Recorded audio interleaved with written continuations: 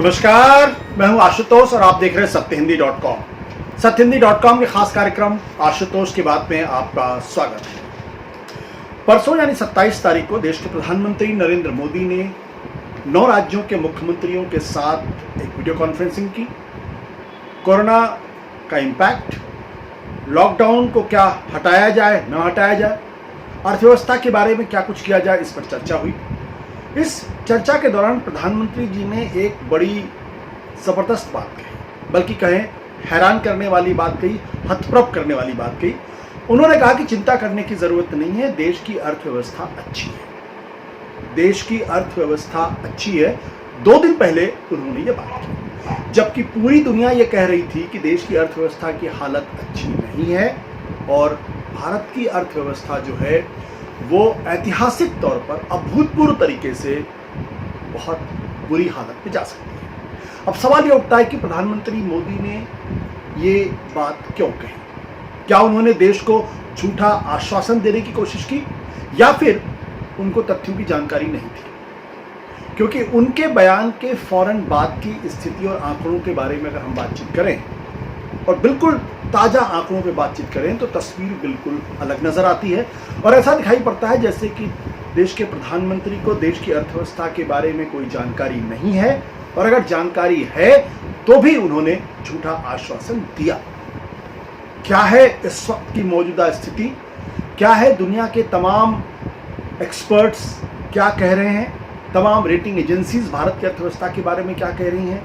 Corona और lockdown की वजह से भारत की अर्थव्यवस्था कितनी सिकुड़ सकती है, कितनी बुरी हालत हो सकती है, इस पर करेंगे चर्चा, बात करेंगे। लेकिन उसके पहले एक अपील, और अपील ये है कि पिछले 1.5 सालों में सत्यहिंदी.com और हमारा, आपका, हमारे दर्शकों का, हमारे पाठकों का रिश्ता मजबूत हुआ है, जिसकी वजह से सच कहने की हमें हिम्मत लगातार बढ़ती जा रही है। हमारा और आपका ये रिश्ता और मजबूत हो सकता है, सच कहने की हमारी हिम्मत और मनोबल बढ़ सकता है। आपको कुछ नहीं करना है, अपने जुड़ाव को हमारे साथ थोड़ा और मजबूत करना है। इस वीडियो के नीचे डिस्क्रिप्शन में आप जाएंगे तो आपको वहां पर एक लिंक मिलेगा, उस लिंक को आपको क्लिक करना है और उसके बाद हमारा आपका रिश्ता और मजबूत होगा। और अब लौटते हैं आज के विषय जैसा मैंने कहा कि देश की अर्थव्यवस्था कोरोना और लॉकडाउन की वजह से सिर्फ भारत नहीं बल्कि पूरी दुनिया की स्थिति बहुत खराब है। लेकिन भारत के संदर्भ में देश के प्रधानमंत्री कह रहे हैं कि भारत की अर्थव्यवस्था अच्छी है, इस चिंता करने की जरूरत नहीं है। सवाल मेरा ये था, क्या उन्होंने देश से झूठ बोला या फिर देश को झूठा आश्वासन दिया, या उनको हकीकत की, अर्थव्यवस्था की बुरी स्थिति का अंदाजा नहीं है? मैं आपको बता दूं, 3 कम से कम डिटेल्स हमारे पास हैं जो पिछले 2 दिनों के अंदर हमारे पास आई है, और जो सबसे ताज़ा जानकारी है वो इस वक्त हमारे पास है। स्विस बैंक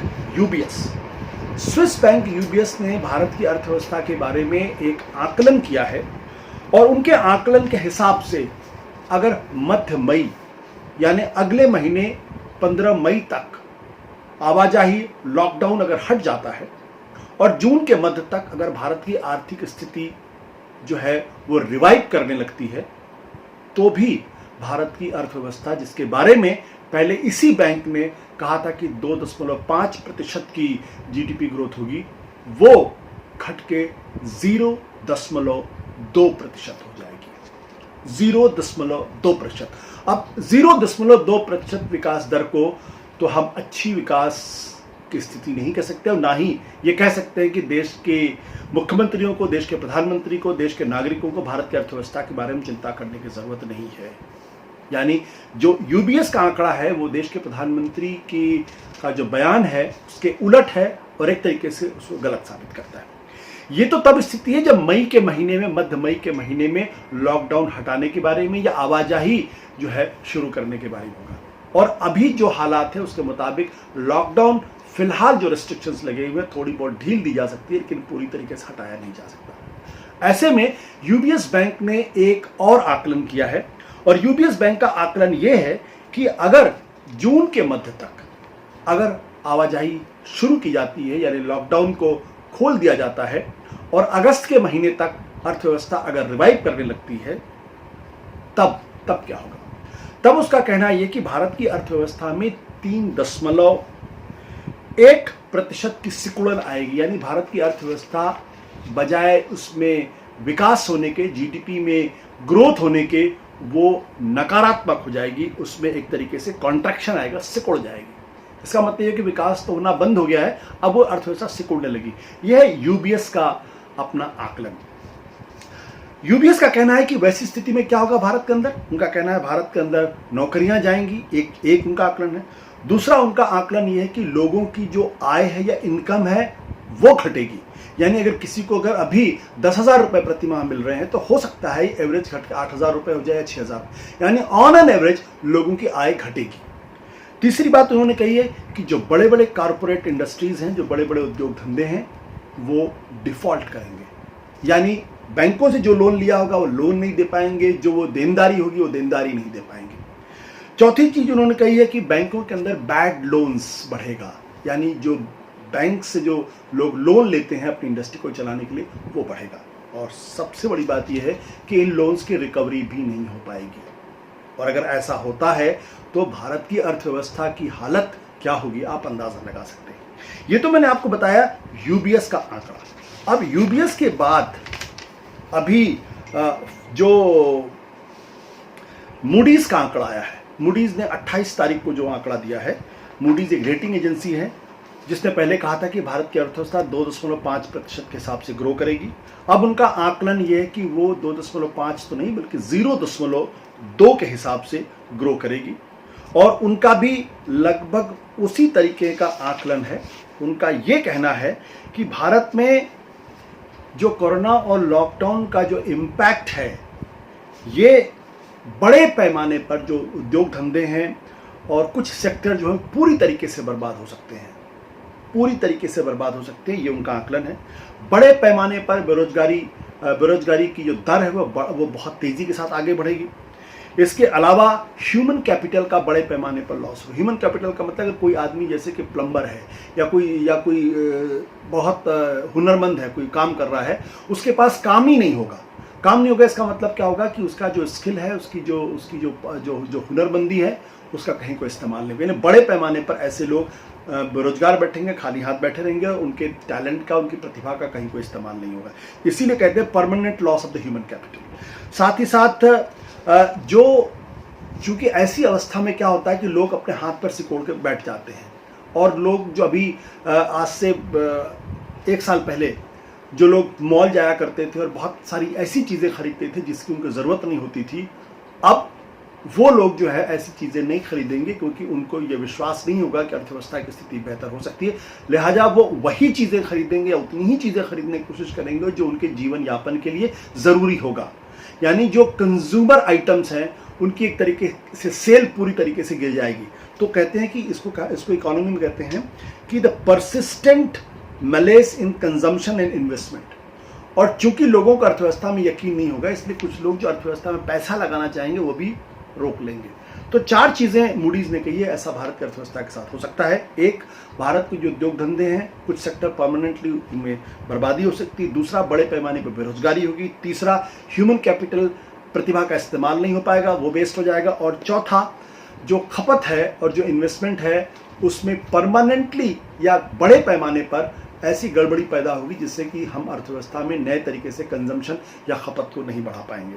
तो ये मूडीज और हमने आपको यूबीएस के 2 आंकड़े दिए जो 2 दिन के अंदर आए हैं। इसके अलावा अब मैं आपको बता दूं कि हमारे पास बार्कले बैंक का भी एक असेसमेंट है भारत के संदर्भ में, और जो बार्कले बैंक है उसका साफ तौर पर कहना है कि 2020 में भारत की जो ग्रोथ रेट है, बार्कले ने भी पहले कहा था 2.5% होगी, अब उनका ताजा आंकड़ा है 0 हो जाएगी। माने जीरो का मतलब भारत की अर्थव्यवस्था में कोई ग्रोथ नहीं होगी, कोई जीडीपी का विकास दर नहीं होगी।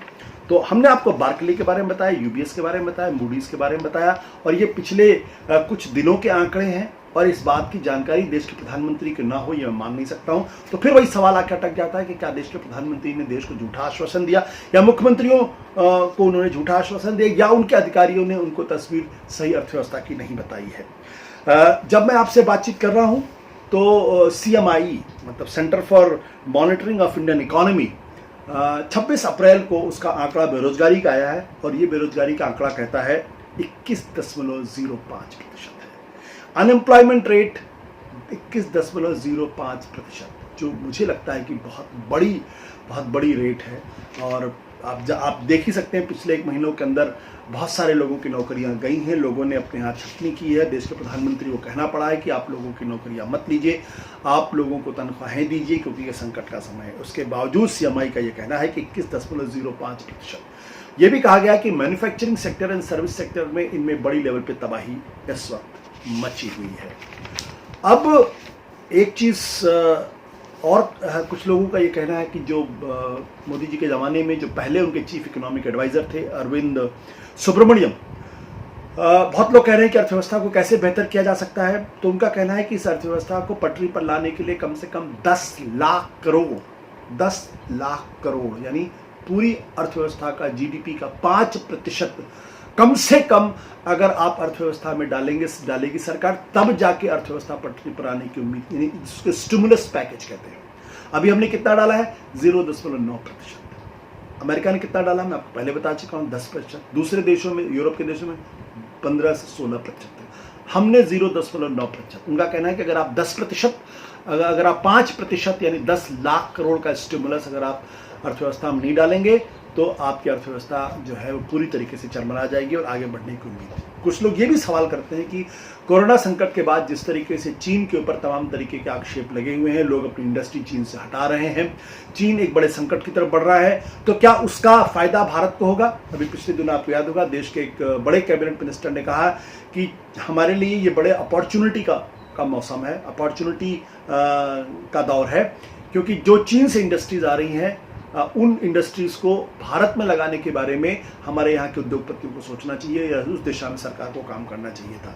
मैं आपको छोटा सा आंकड़ा दे दूं कि दुनिया के तमाम इंडस्ट्रियलिस्ट का जो चीन से अपनी इंडस्ट्री बेस को हटा रहे हैं, उनकी भारत में इंडस्ट्री लगाने की कितनी दिलचस्पी है। नोमुरा नाम की एक एजेंसी है जिसने ये सर्वे किया है, 56 कंपनियों के साथ से उन्होंने सर्वे किया है जो चीन से अपनी इंडस्ट्री को शिफ्ट करने के मूड में है। आपको जान के हैरानी होगी, सिर्फ 3 कंपनी ऐसी हैं जो भारत में अपने चीन से हटाकर अपनी इंडस्ट्री को भारत में लगाना चाहती हैं। आपको हैरानी होगी कि वो कौन सा देश है जहां सबसे ज़्यादा कंपनी जाना चाहती हैं, उसका नाम है वियतनाम। कितने लोग, कितनी कंपनी है? 26 कंपनी। दूसरा नंबर किसका है? ताइवान, 11 कंपनी वहां जाना चाहती है। थाईलैंड 8 कंपनी वहां जाना चाहती है। तो ऐसा नहीं कि भारत की बहुत आकर्षण भारत के प्रति लोगों के अंदर अचानक उमड़ पड़ेगा और कोरोना और लॉकडाउन के बाद भी भारत की अर्थव्यवस्था में अचानक बहुत गति हो जाएगी, ऐसी उम्मीद दिखाई नहीं पड़ रही है। इसका फायदा अगर किसी होगा तो ताइवान को फायदा होगा, वियतनाम को फायदा होगा और थाईलैंड को फायदा होगा। और इसका बहुत बड़ा कारण क्या है, लोग भारत क्यों ही आना चाहते हैं? क्योंकि भारत के अंदर जो कॉस्ट ऑफ प्रोडक्शन है वो बहुत ज़्यादा है, यानी किसी चीज़ को बनाने की जो कीमत है हमारे भारत में बहुत ज़्यादा है, जो किसी विदेशी कंपनियों को आकर्षित नहीं करती है। दूसरा, यहाँ बिजली के दाम बहुत महंगे हैं। तीसरा, यहाँ पे टैक्सेस बहुत हैं। और आखिरी चीज़ जो सबसे बड़ी चीज़ है, यहाँ पे ब्यूरोक्रेसी बहुत ज़्यादा है, रेड टेपिज्म है। तो मुझे नहीं मालूम कि देश के प्रधानमंत्री को इन सब चीज़ों की जानकारी है या नहीं है, लेकिन जो बातें उन्होंने कही हैं वो गले के नीचे नहीं उतरती हैं। हालांकि मन ये तो नहीं मानता कि देश के प्रधानमंत्री ने देश के साथ झूठ बोला है, झूठा आश्वासन दिया है, लेकिन तथ्य कुछ और कहते हैं। कम से कम जो बार्कलेस, यूबीएस, मूडीज और नोमुरा, ये जो इंटरनेशनल एक्लेम्ड एजेंसीज हैं, इनकी बातों को मानेंगे देश की अर्थव्यवस्था की स्थिति बहुत बहुत बहुत बुरी है। धन्यवाद, नमस्कार, शुक्रिया। सत्य हिंदी के और वीडियोस को देखने के लिए हमारे YouTube चैनल को सब्सक्राइब करें और सीधे नोटिफिकेशन पाने के लिए बेल आइकन दबाएं।